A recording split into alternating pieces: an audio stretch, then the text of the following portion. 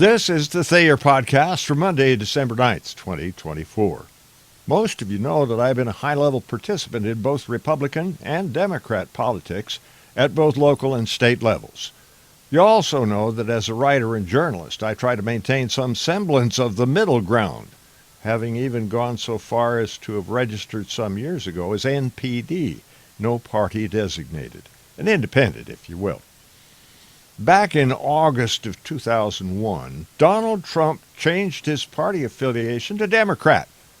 Then in 2009, he re-registered as a Republican. But in 2011, Trump changed his registration to no party affiliation. Finally, in April of 2012, he made the decision to re-register again as a Republican.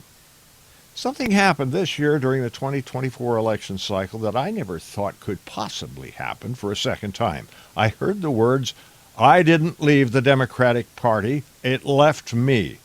Ronald Reagan uttered those famous words in 1962 after having registered Republican. The thing that amazes me is that a majority of the electorate actually voted for the Republican, Donald Trump. He got 312 electoral votes and 50% of the popular vote, 76,823,951 ballots. Kamala Harris pulled 226 electoral votes, 48.4% of the popular vote, something like 74,312,576.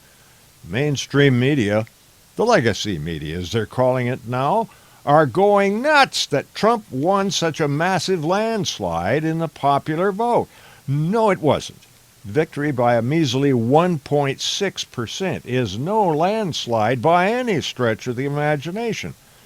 The fact is that Middle America, flyover country as it's called now, finally got off its butt and went to the polls this time. There were just barely enough of them to throw a monkey wrench into the works of that well-oiled Democrat juggernaut. The liberal wing of the Democrat Party had been successful in convincing just enough gullible people to vote against the teachings of their churches to bring many of the 7 deadly sins to the streets of our country. Democrats have been promoting ever more forcefully each year the teachings of Saul Alinsky in the 60s. Finally, enough Americans turned out to vote in favor of integrity, morality, and justice to reject the miserable choices that remained. Joe Klein, in a Substack.com column on November 22nd, wrote this, which pretty much sums it up. Roy Tahiria, one of the smartest Democrat thinkers out there, wrote an essay arguing that it's time to throw the Democratic interest groups under the bus. I agree, but there's a problem. They are the bus. Not just the flagrant, race-obsessed, anti-racist, queer activists, Latinx losers, and women who argue that men are a form of toxicity. Not just the campus radicals allowing their protest to lapse into Jew hatred and anti-Zionism. And not just their professors, lost in a miasma of simplistic, illiberal idealism.